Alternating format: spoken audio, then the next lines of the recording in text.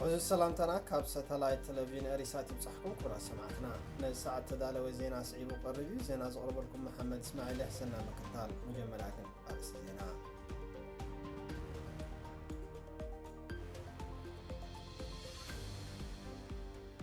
إرترا أب كل تشان عسران حمشن بناتنا برس دحر كلن حجرات سريعة أهجراو معلتنا ناتنا برس كل تشان عسران حمشن تلوا artificial intelligence أب ناتنا برس ميديان بزبل تيما كخبريو حيلتا دبوب السودان دوب إثيوبيا تحسن كم جاءتو تقليتو بوليس دبوب أفريقيا 4 أب جزات حيران تصنعوا إثيوبيان حرا أوتيو أب رئيس ختام سمين دارفور بزكاية زولو وقع توسختي أشحات سبات تمزابيلون دبوب السودان بمرات السودان سدد ندادي كم جمرت جليتا أمريكان يوكرينن أب معدناتن ساعاتن كتحابرة سامعين زرزراتو يسعب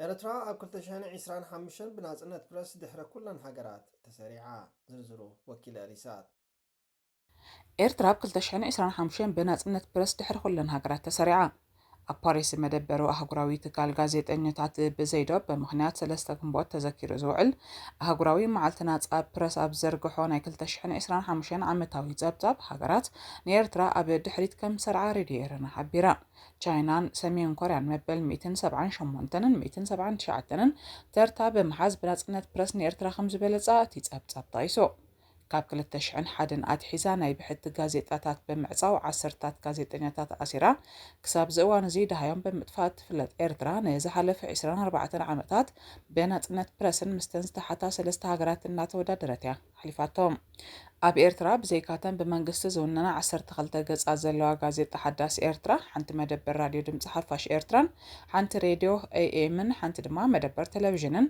ካልእ ዝኾነ ይኹን ብህዝቢ ዝውነና ጻማዕከን ዜና የለን ኣብ ዝተፈላለዩ ሃገራት ኣብ ስደት ዝተመስረታ ማዕከናን ዜናን ሓበሬታን ብተዘማዲ ነታ ውሽጢ ኤርትራ ዘሎ ሃጓፍ ናጽነት ፕረስ ንምምላእ ጻዕርታት ይገብራ ምህላውን ይፍለጥ ኣብዚ ሒዝናዮ ዘለና ዓመት 2025 ብናጽነት ፕረስ ኣብ ቅድሚት ዝተሰርዓ ሰለስተ ሃገራት ነርዌይ፣ ኢስቶንያን ኔዘርላንድስን ምዃነን ሬድዮ ኤርትራ ኣመልኪታ።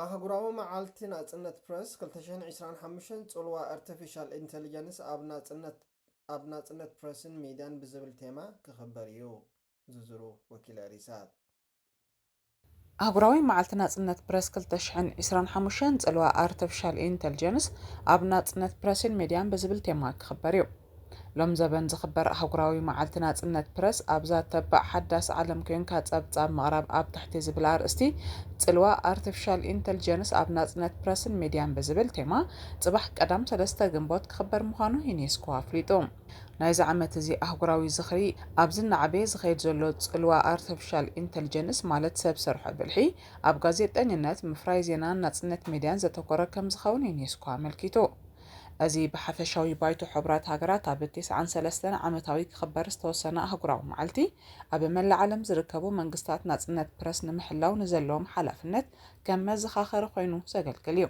بتوسخي سمويا ميديا أبز معبول زمن بزعبان ناتنت عدلاوي سنة مقباراوي درجاتاتن كنعنان غازيتانينت كستنتن عدلي هب نايلم زبن فتصامه فيرما سب سرحه بالحكمه جيرو كفلتاتنا زينا يغير زغلط فتحسته مفتار يخيل كمون نقحتات المفتاشن مزرقه حبريتان زحجزو مسارحتات يمحيش كم زلو زد حسسيو يخون مبارك إلاتات زي قبوات دقاق ما سب سرحه بالحي حدقاتاتنا يسانسورز قبرلو أقبابات الغوريزماوي وغناونتن مكتتال غازيتانينتن كم زلو ويتنقو أهجراوي معلتي ناتنت برس بزعبات تلوا artificial intelligence سب سرحه بالحي كاب مزتايب توسخي بفلاي أبتن دروت ناتنت برس زلون هاجرات سقات مقفع عن مدراتن زقات أمام زي غازيت أنياتات نمت حوار كم تصوعيت كوينة تقلقل ناتهم حق إن مدلاي بزحزن من قد هيوتهم سانو غازيت أنياتات دما نايزخري معلتيا كم إيرترا بزأمثل هاجرات ناتنت برس بخبي تدريت يركب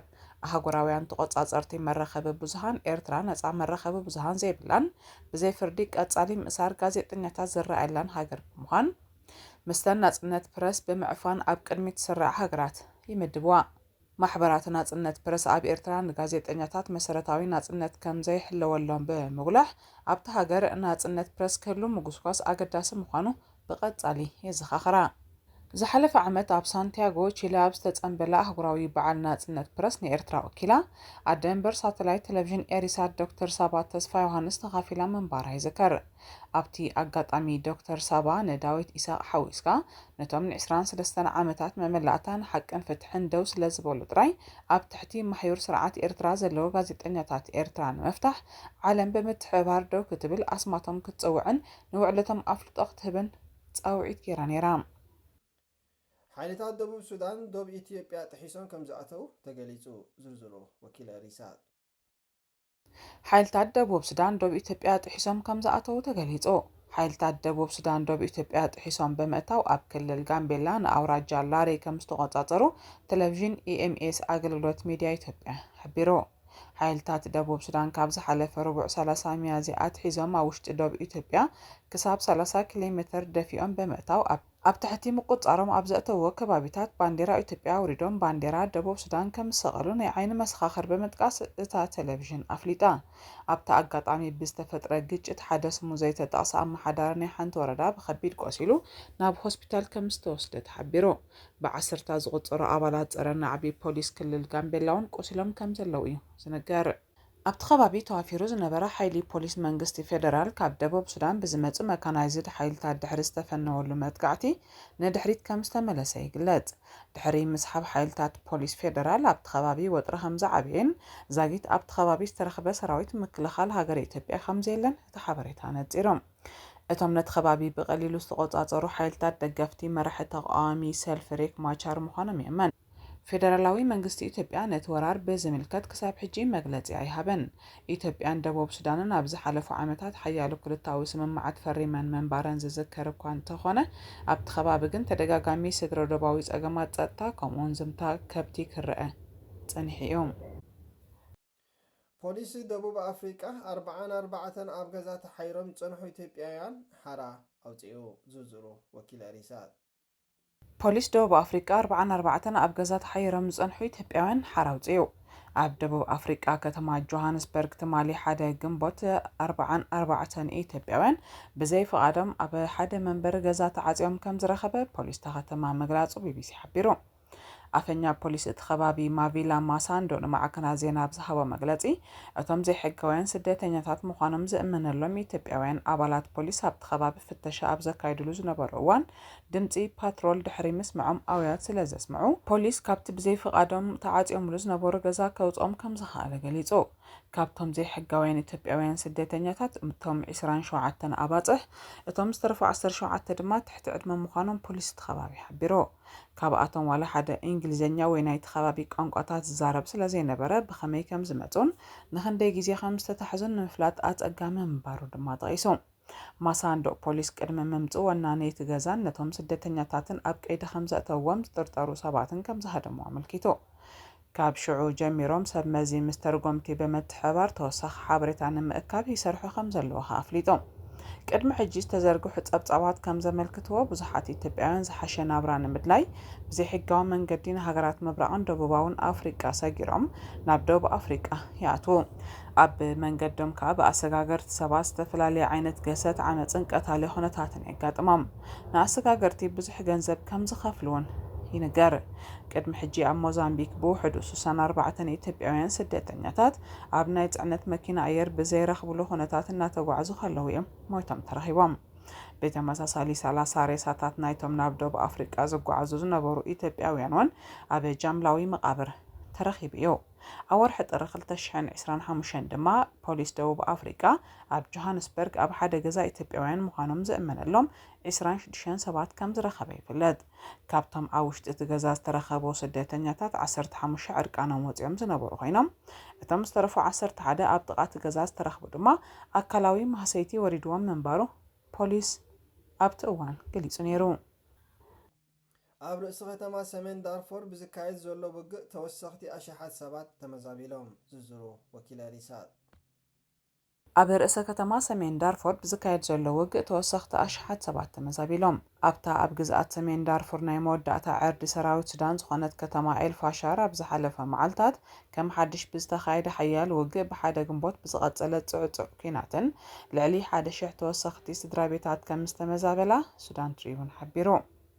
ኣህጉራዊ ውድብ ስደተኛታት ብሓደ ግንቦት ኣብ ዘርግሖ ሓበሬታ ካብ 27 ክሳብ 30 ሚያዝያ 1184 ስድራ ቤታት ካብ ኤልፋሻርን ኣብ ጥቕኡ ካብ ዝርከብ ማዓስከር ተመዛበልቲ ኣብ ውሽኹን ብሰንኪ ጸጥታዊ ኩነታት ከም ዝተመዛበሉ ገሊጹ። እቲ ትካል ስደተኛታት ገለ ስድራ ቤታት ኣብ ውሽጢ ከባቢ ኤልፋሸር ናብ ካልእ ቦታታት ካድማን ከለዋ ገሊአን ድማ ናብታ ኣስታት 70 ኪሎ ሜትር ርሒቓ ትርከብ ታዊላ ከም ዘምርሓ ሓቢሩ። IOM ብ27 ሚያዝያ ኣብ ዘርግሖ ሓበሬታ ኣቐድም ኣቢሎም ኣብቲ ከባቢ ብዝተወልዐ ከቢድ ግጭት ሓይልታት ቅልጡፍ ደገፍን ሰራዊት ሱዳንን ኣስታት 406,000 ሰባት ካብ ኤልፋሻር ንደቡባዊ ምዕራብ 12 ኪሎ ሜትር ከም ዝተመዛበሉ ኣፍሊጡ እዩ።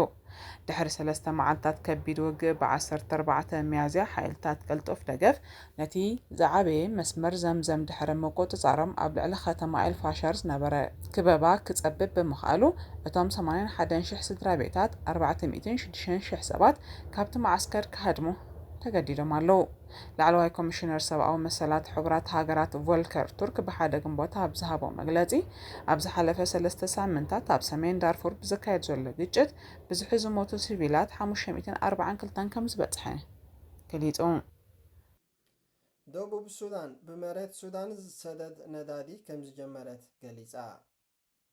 ደቡብ ሱዳን ብመሬት ሱዳን ሰደድ ነዳዲ ከም ዝጀመረት ገሊጻ። ደቡብ ሱዳን ብሰንኪ ውሽጣዊ ግጭት ሱዳን ተበላሽዩ ዝጸንሐ መስመር ሻምብቆ ድሕሪ ምጽጋኑ ሰደድ ነዳዲ ብሱዳን ከም ዝጀመረት ንሰበስልጣን እታ ሃገር ብምጥቃስ ሱዳን ትሪቡን ሓቢሩ። ዳግማይ ምጅማር ሰደድ ነዳዲ ንቁጠባ መንግስቲ ጁባ ኣዝዩ ኣገዳሲ ምዃኑ እቶም ሰበስልጣን ገሊጾም። ኩናት ሓድሕድ ሱዳን ኣብ ወርሒ ሚያዝያ 2023 ድሕሪ ምጅማሩ ብሰንኪ ምብታኽ ሻምብቆታት ነዳዲ ካብ ወርሒ መጋቢት 2024 ሰደድ ነዳዲ ደቡብ ሱዳን ደው ኢሉ ከም ዝጸንሐን ነታ ኣስታት 98 ሚእታዊት ቁጠባኣ ኣብ ነዳዲ ዝምርኮስ ሃገር ከቢድ ቁጠባዊ ጸቕጢ ፈጢሩላ ምጽንሑን ይንገር። ኮርፖሬሽን ፈነወ ደቡብ ሱዳን ብ28 ሚያዝያ ኣብ ዘርግሖ ሓበሬታ እቲ ዝተበላሸወ ክፋል ሻምብቆታት ከም ዝተጸገነን ስርሒታት ብሎካት 37 ካብ 8 ጥሪ 2025 ዳግም ክጅምር ከም ዝኽኣለን ኣፍሊጡ። ዳግማይ ምጅማር ሰደድ ነዳዲ እቶም ነቲ ሻምብቆታት ዝሓልፍሉ ግዝኣታት ዝቆጻጸሩ መንግስቲ ሱዳን ሓይልታት ቅልጡፍ ደገፍን ህዝባዊ ምንቅስቓስ ሓርነት ሱዳን ሰሜን SPLMን ዝተሳተፈ ወዘተ ድሕሪ ምክያድ እዩ ዝመጽእ ዘሎ። ኣሜሪካን ዩክሬንን ኣብ ማዕድናትን ጸዓትን ክትሓባበራ ተሰማሚዐን ዝርዝሩ ወኪል ሪሳት። ኣሜሪካን ዩክሬንን ኣብ ማዕድናትን ጸዓትን ክትሓባበራ ተሰማሚዐን። ኣሜሪካን ዩክሬንን ዩክሬን ካብቲ ብኹናት ዝወረዳ ዕንወት ብቕልጡፍ ክትሓውን ስትራቴጂካዊ ቁጠባዊ ርክባ ምስ ኣሜሪካ ከተሕይልን ዝዓለመ ኩለመድያዊ ስምምዕ ምትሕብባር ማዕድናትን ጸዓትን ምፍርራምን ኣህጉራውያን ማዕከናት ዜና ኣቃሊሐን። እቲ ብ30 ሚያዝያ ዋሽንግተን ዝተኸተመ ስምምዕ ክቡራት ናይ መሬት ባእታታት ነዳድን ተፈጥራዊ ጋዝን ዝርከብዎም ወሰንቲ ጸጋታት ዩክሬን ብሓባር ንምምዕባል መሰረት ዘቐምጥ እዩ። ንወራር ሩስያ ብምምካት ተጸሚዳ ዘላ ኪቭ ነቲ ስምምዕ ካብ ዋሽንግተን ዓቢ ወተሃደራዊ ደገፍ ከይንፈጋ ከም ዝፈረመቶ እዩ ዝግለጽ።